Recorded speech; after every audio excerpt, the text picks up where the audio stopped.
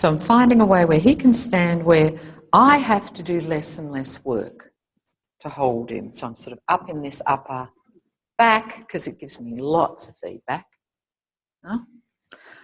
And what I find is as a skeleton, he must find his heels. That as soon as I take him forward of there, as a skeleton, he loses support. So when I say on his heels, I don't mean just on his heels, but his heels are really clear in his image. Simon, do you want to have a go? It's a really nice thing to be able to feel. So I had him here and just really lightly on his pelvis. And just begin to feel once you find... No, he's just playing. This is what I want you to do. Absolutely. So wherever you got his weight that only one leg is... He's definitely doing that model pose things. So where do you have to give him a little lift. Yeah. And see then how you can begin a little bit more lift he needs. I feel like I've got him. Then get him.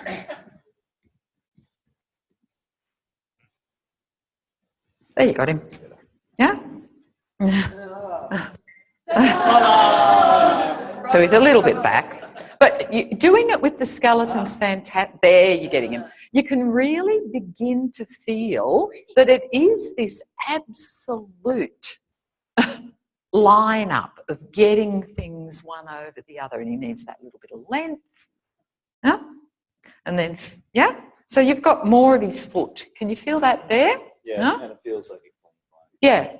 No? So I'm just going to really encourage you at some stage just to get the skeleton, because his hips dislocate so quickly that you've really got to find the line. Because that's the feeling. So the feeling you're getting now, Simon, is the feeling you're looking for in someone. No? Someone else want to come and have a go? And you've got to have it on yourself. Can you see how Simon's getting organised? Yeah, because he's similar to the guy that it changed his body. So you've got to find how big a grip where have you got him? Have you got the skeleton? How do you get that hand? And you can see, so Ray's still working a bit hard. So come down a little bit lower and feel if you get that base of the neck there, that you get more control than right up the top of his head. Yeah? Yeah, but that's okay, because all you've got to get, you got him, get him, is you need to give him just a little bit more up, But play around. It really, can you feel how it's just a really... Feel when you've not got it. Yeah, you know when you haven't got it. You know when you've got it. He's not. Yeah, because we used to... And he's plastic. Hanging up there. Yeah. Yeah. Someone else want to have a go? Yeah. And you can all have a go later, but it's just a really... Because you've got to do something. See if it's sort of knock me. So you've got to give him enough lift. So you might also, Karen... Yeah, Karen's got him. Karen's got him. Yeah, that's just totally... She's got him. Look at that. Can you feel? Just drop him a little. Just, yeah. And see how he just runs away from you? No, she's just getting a couple of more points. What do we always do to get more stability? We give ourselves more points of support. Anyway, just something you can play around with, yeah, to get the feeling. Okay, so we're going to continue on from yesterday. So again, this heel-hip connection that we just looked at a little bit yesterday is really powerful if you're going to start organising through someone. So can you feel at the moment in standing where your weight is on your feet?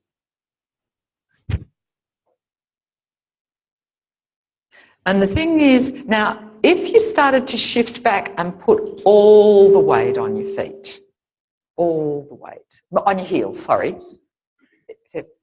you're going to be, where do you tighten? What part of you tightens to, huh? Yeah? So then come forward a little bit on your heel, just enough that you can feel you find the front of the foot, but you haven't moved off your heel. So you're finding the front of your foot, but you've still clearly got the heel as your outrigger behind you. And it's a really nice image to start to get, that the heel's your outrigger behind you. That your head doesn't have to be your outrigger, but your heel can be. Okay, so feel when you're there on your foot where you've clearly got your heel, you've got the front of your foot as well. As you transfer the weight across, how do you do that to one leg? To keep the heel and to keep the front of your foot. And feel, what do you have to find in your ankle? Or do you take the hip out to the side?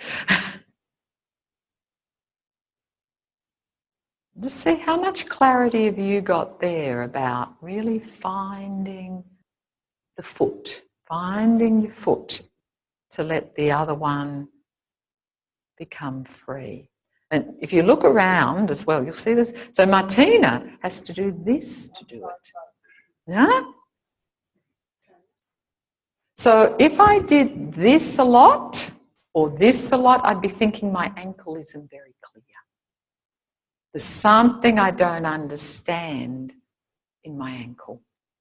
Specifically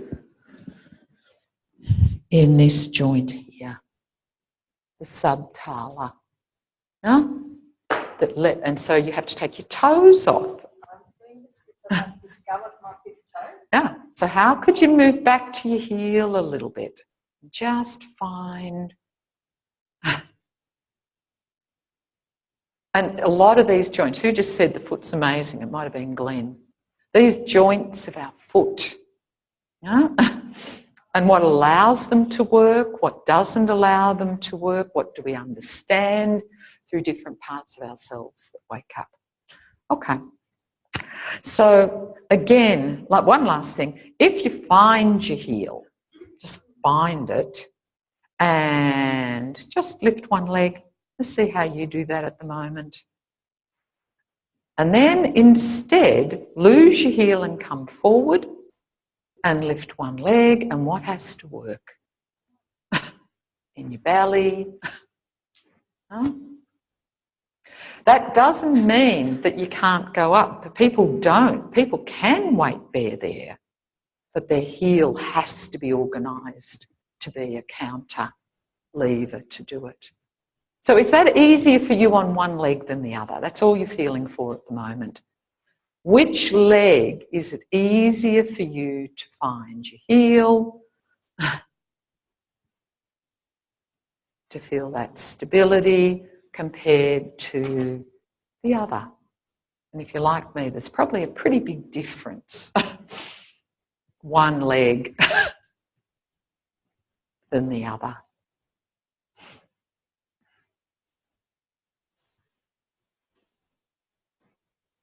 Okay, so I'm just going to demonstrate on the skeleton again first. So what you're going to start on is the leg that the person felt their heel more clearly. Yeah? But for them, they can go, oh yeah, it just somehow my heel feels more clear in my image than the other leg. Okay, so just like yesterday. We're going to do it a little bit different today. So yesterday we were just simply looking, is it easier for the person to have their knee bent or their legs straight? Today we're going to be more looking for where they can have their legs straight and do this. So if I because just looking at him, it just looks like this foot's, and his head's probably a bit more over this leg. But does that make sense that this looks more like it would be a standing leg than that one? Yeah. So what I'm looking for first, holding the heel.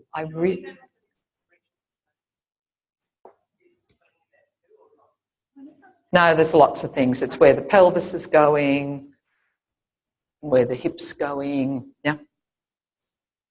So I'm going to lift and I'm absolutely going to have the heel in my picture. So I'm just lifting first and I'm just feeling, is it light? Is it light? Is it light? So do you always use the same hand regardless to lift the heel regardless of what leg? No, I use the opposite. Were you using that hand to lift the left heel yesterday?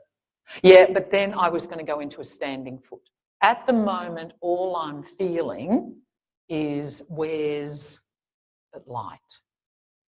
Yeah. So you could just as easily do that way.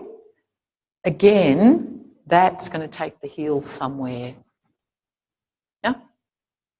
That's different. So again, it's up to you to find out what suits the person. I don't tend to have specific handholds. I don't teach specific handholds. I just know what I want in the image.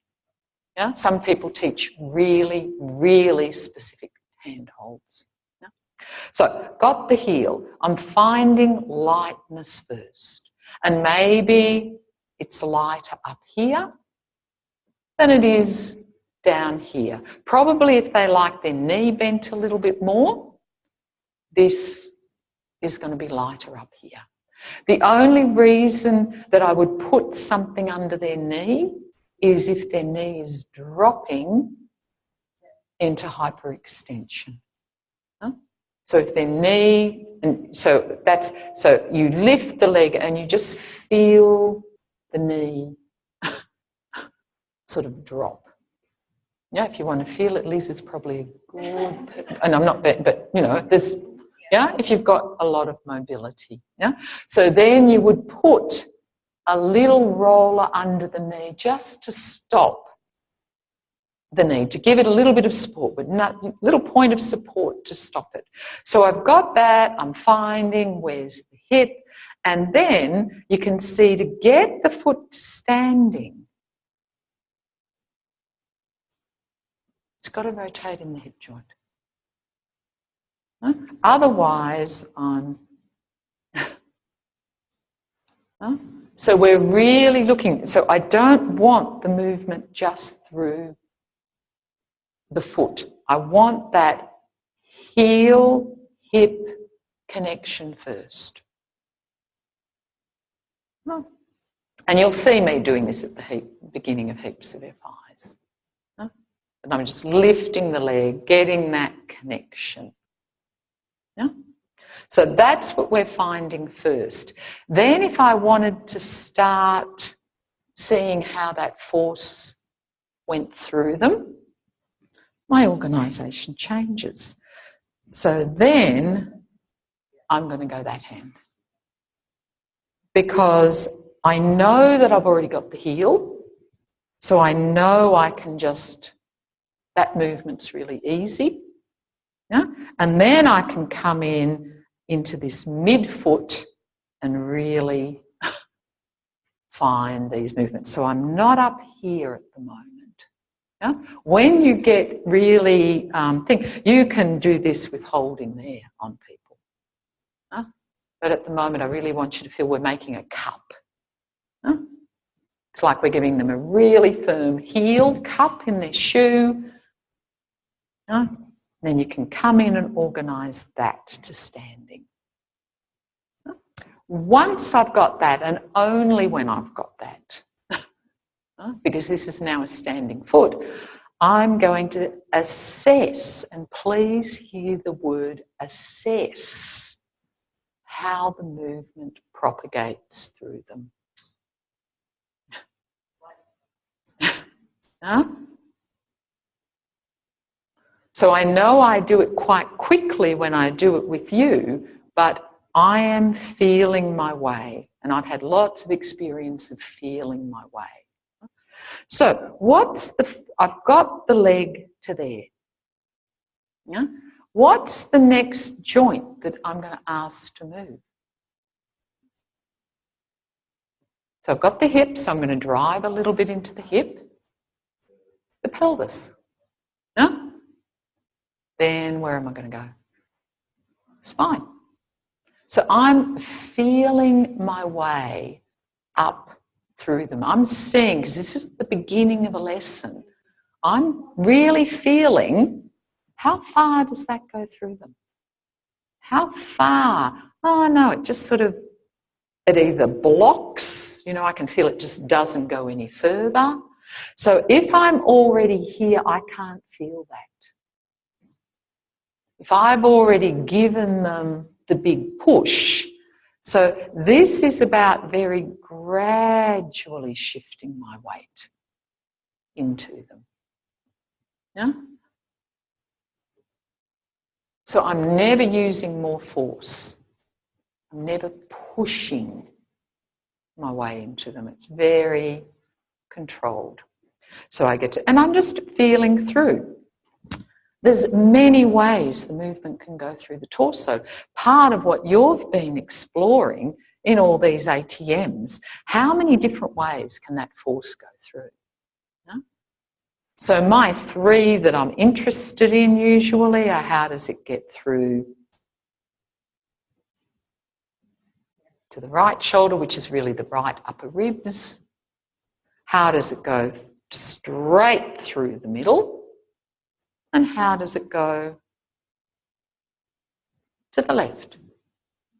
And it's a question I'm asking. And that's the big thing. This is the beginning of the FI. You're simply asking a question. How far does this go through? Yeah? Why are you asking it to go to the left to understand? Why the other way? No understanding. Why would someone? What's a diagonal?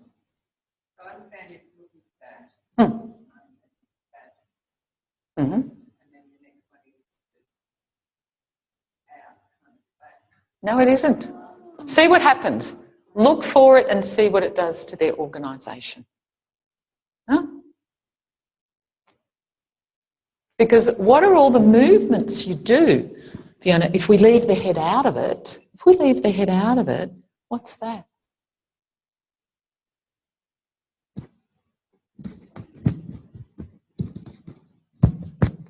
Yeah, what's that? They're all requiring different organisations, different shapes through my torso, different ways of shifting my weight. So why are you talking about it being like standing? Not the way that. No, it's standing. That's what I'm saying. I need to be able to, if I only think that I can get that, that's getting this over my foot. What possibilities does that open up? Huh? What if I can just get this over my foot? And can I still have possibilities? Huh? What happens if I really bring this over my foot? What possibilities does that open up in my torso? We don't want just one line. Huh? Or I can keep my head in the middle, but I can shift the weight anywhere I like through my shoulders. Does that help? Yeah. But as I said, try it and see what happens when someone gets up to their organisation. So you mentioned to push the midfoot. Do you go to the heel sometimes, or do you like At the moment, I just want you to This make is just a this cup. process. Okay. Yeah. This is a cup. Yeah. The other way you can do it, there is one. So we're not looking for the different points of the foot at the moment. We're just making a cup. The other movement you can use, which some people really like, and I will use it on particular people, is the stirrup. But again, I'm really here in line with the tib and fib, so I can control the hip, the heel from here. Yeah? That's another. Yeah? So at the moment, we're sort of taking the foot out of the equation. We're just going, we're not taking it out, it's in there. Yeah? But I'm not looking for adaptability. I'm just getting the foot to standing and this bit and going, okay, how does that go through? Yeah? Okay, have a go with someone.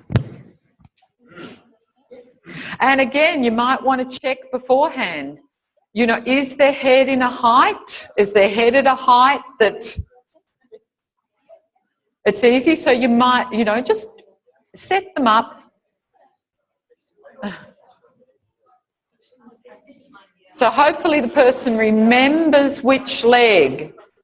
So you're doing it on the leg that they could find their heel more clearly.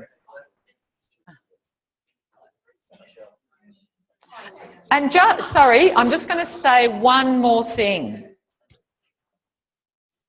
You as a group bring very few rollers to this training. You need to start bringing stuff with you. Okay? You need to start bringing rollers, tables, stools. Huh? You need, especially the people who are local, you need to start bringing your stuff to the training. No, you can't from Sydney, but in Sydney you can take your... Yeah, yeah. So no, I'm not asking you to travel with them. Though often a big bag of rollers is pretty light.